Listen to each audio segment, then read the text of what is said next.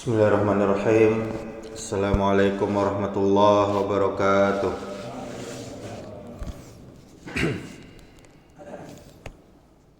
Alhamdulillahi rabbil alamin. Wa bihi nasta'in ala umurid dunya waddin.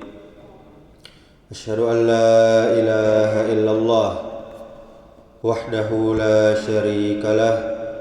Wa ashhadu anna Muhammadan abduhu wa rasuluh, amma ba'du. Alhamdulillah, kita bersyukur kepada Allah Subhanahu wa taala di pagi hari yang penuh berkah ini. Kita masih diberikan begitu banyak nikmat, di antaranya nikmat sehat, nikmat iman, nikmat Islam, sehingga kita masih bisa beribadah kepada Allah Subhanahu wa taala. Dan untuk itu Allah menciptakan kita. Allah berfirman, "Wa ma khalaqtul jinna wal insa illa liya'budun." Tidak aku ciptakan jin dan manusia kecuali hanya untuk beribadah kepadaku. Di dalam surah Az-Zariyat ayat 56. Kemudian salawat beserta salam semoga selalu tercurahkan untuk junjungan kita, panutan kita, suri tauladan kita, yakni Nabi Muhammad sallallahu alaihi wasallam, dengan mengucapkan Allahumma salli wa sallim wa barik ala Muhammadin wa ala alihi wa ashabihi ajma'in. Mudah-mudahan salawat kita bersambung kepada keluarga Nabi, kepada para sahabat Nabi, dan juga kepada umat Nabi yang mengikuti sunnahnya sampai hari kiamat. Bapak Ibu kaum muslimin, kaum muslimat, jamaah salat subuh yang mudah-mudahan selalu dimuliakan oleh Allah Subhanahu wa taala. Pada pagi hari ini kita akan membahas tentang surah Al-Qadar. Surah Al-Qadar adalah surah ke-97 di dalam Al-Quran. Kita akan bahas asbabun nuzul dan tafsirnya. Surah ini terdiri dari 5 ayat. Nama surah ini Al-Qadar, yang berarti keagungan dan kemuliaan, yang mengacu pada Lailatul Qadar, yakni malam kemuliaan, yang mana lebih baik daripada 1000 bulan, yang menjadi inti dari surah ini. Sebagian ulama berpendapat surah ini surah Madaniyah, yakni surah yang turun ketika Nabi setelah hijrah ke Madinah, karena membicarakan tentang Lailatul Qadar, yang merupakan salah satu malam pada bulan Ramadan, dan kewajiban puasa Ramadan baru mulai pada tahun kedua Hijriah. Namun mayoritas mufassirin, yakni ahli tafsir, berpendapat surah ini surah Makkiyah, yaitu turun sebelum Nabi hijrah. Al-Imam Ibnu Katsir, Syekh Wahbah Az-Zuhaili, Sayyid Qutb, dan Buya Hamka termasuk yang berpendapat surah ini surah Makkiyah. Kita bacakan surahnya. A'udzu billahi minasyaitonir rajim. Bismillahirrahmanirrahim. Inna anzalnahu fi lailatul qadr. Wa ma adraka ma lailatul qadr. Lailatul qadri khairum min alfi syahr. Tanazzalul malaikatu warruhu fiha biizni rabbihim min kulli amr. Salamun hiya hatta matla'il fajr. Yang artinya, sesungguhnya kami telah menurunkannya, yakni Al-Quran, pada malam kemuliaan.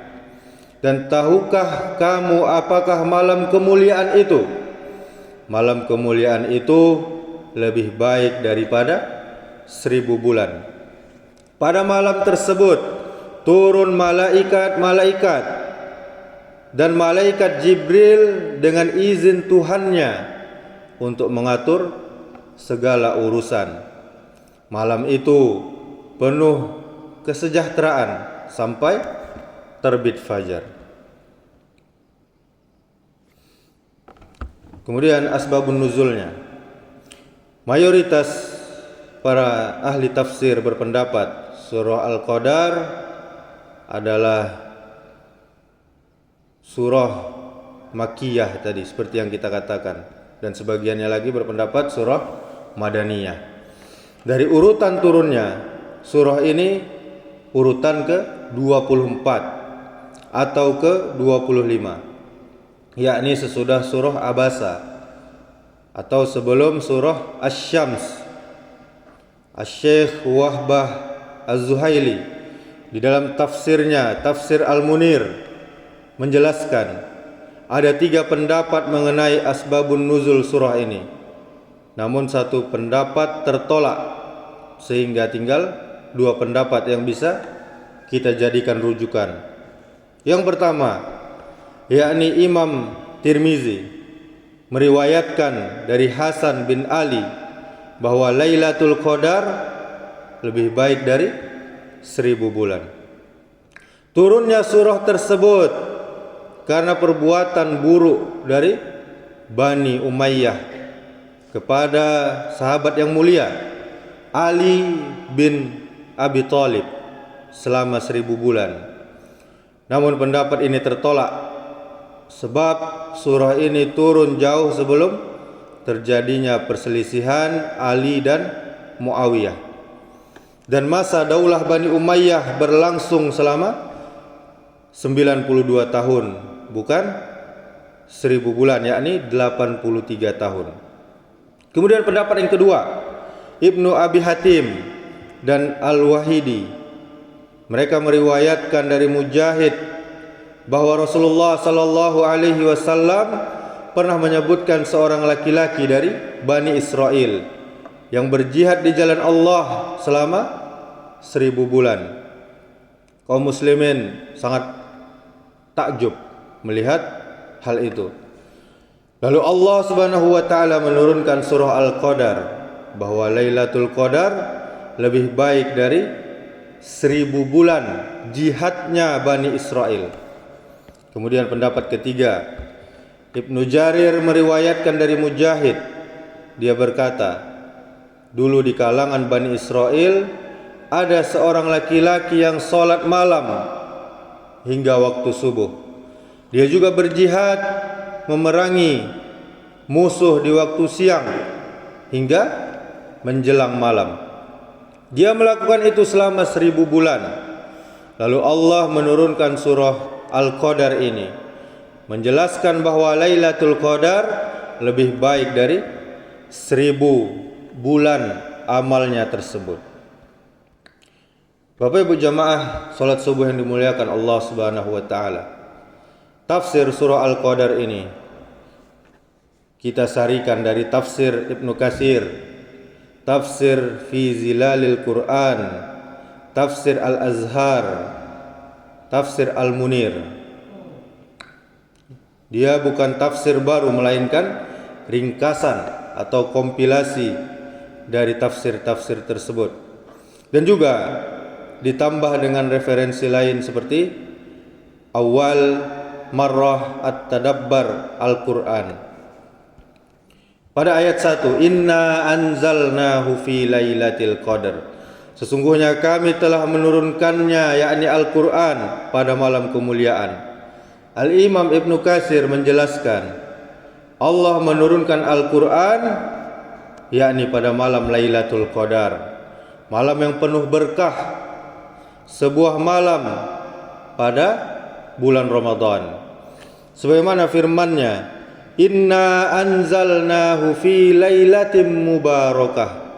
Sesungguhnya kami menurunkannya pada suatu malam yang diberkahi. Surah Ad-Dukhan ayat 3. Kemudian syahrul Ramadan allazi unzila fihil Qur'an. Beberapa hari yang ditentukan itu adalah bulan Ramadan, bulan yang di dalamnya diturunkan permulaan Al-Qur'an. Surah Al-Baqarah ayat 185. Mayoritas ulama berpendapat bahwa turunnya Al-Qur'an melalui dua tahap. Pertama, Allah menurunkan Al-Qur'an dari Lauhul Mahfuz, kemudian ke Baitul Izzah secara sekaligus.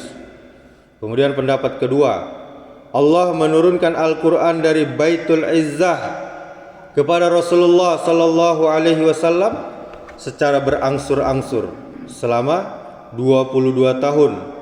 Kemudian sebagian ulama mengatakan 22 tahun, 2 bulan, 22 hari. Turunnya Al-Qur'an pada Lailatul Qadar. Di ayat ini yang mana? Apakah turunnya sekaligus dari Lauhul Mahfuz atau awal turunnya Al-Qur'an kepada Rasulullah sallallahu alaihi wasallam di Gua Hira?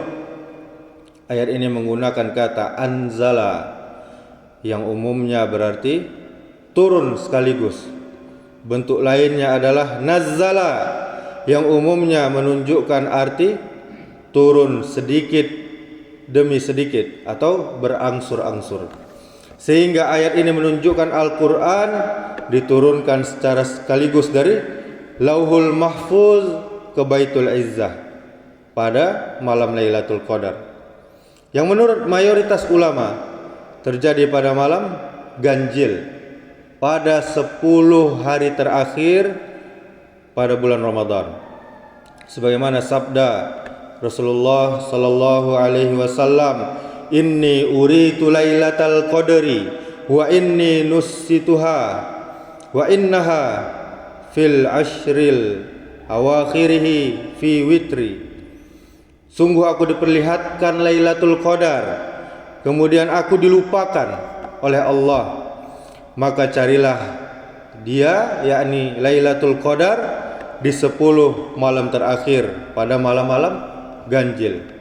Hadis muttafaqun alaih. Bapak Ibu jamaah salat subuh yang dimuliakan Allah Subhanahu wa taala.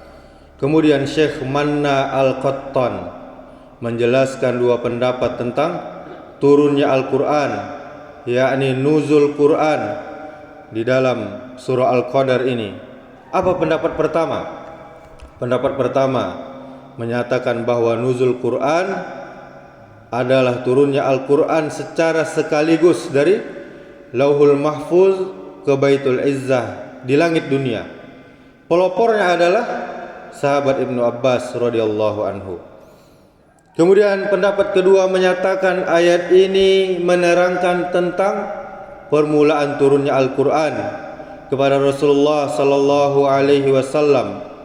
Pelopornya adalah sahabat Amr bin Syarahil Asy-Sya'bi, seorang tabi'in besar, ahli hadis dan ahli fikih, gurunya Imam Abu Hanifah. Kemudian di ayat kedua, wa ma adraka ma lailatul qadar, dan tahukah kamu apakah malam kemuliaan itu? Kalimat ma adraka adalah ungkapan yang Al-Qur'an gunakan untuk menggambarkan suatu kehebatan yang hakikatnya sulit kita jangkau. Misalnya untuk hari kiamat, wa ma adraka mal qari'ah, tahukah kamu apakah hari kiamat itu? Surah Al-Qari'ah ayat 3. Juga hal-hal yang luar biasa seperti Lailatul Qadar pada ayat ini. Kalimat ini sekaligus merupakan takkid. Apa itu takkid? Yakni kalimat penguat untuk memberitahukan betapa hebat, betapa mulianya Lailatul Qadar.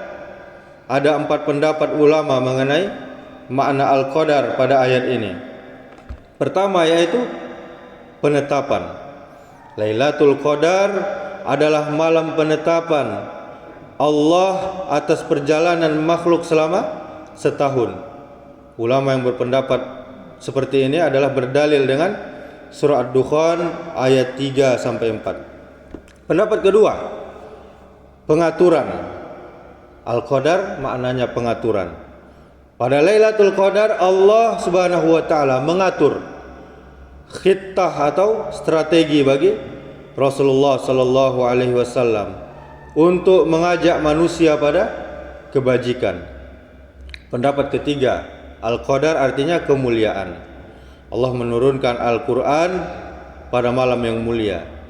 Ibadah di malam itu juga memiliki nilai tambah, nilai plus berupa kemuliaan dan ganjaran yang berbeda dengan malam-malam yang lain.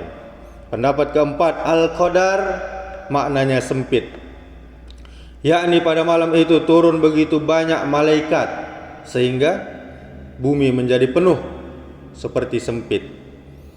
Kemudian ayat yang ketiga, Lailatul Qadari khairum min alfi syahr. Malam kemuliaan itu lebih baik daripada 1000 bulan. Keempat pendapat tentang makna Lailatul Qadar tadi tidak salah, karena secara bahasa memang demikian.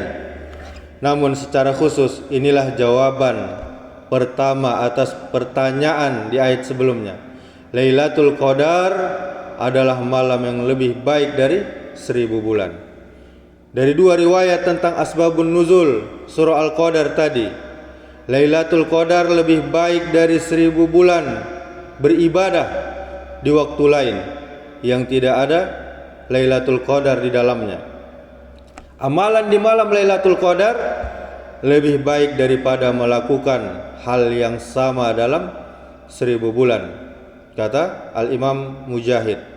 Kemudian Al-Imam Ibnu Katsir menguatkan pendapat pilihan Ibnu Jarir bahwa Lailatul Qadar itu lebih afdal, lebih baik daripada melakukan ibadah selama 1000 bulan yang di dalamnya tidak terdapat Lailatul Qadar.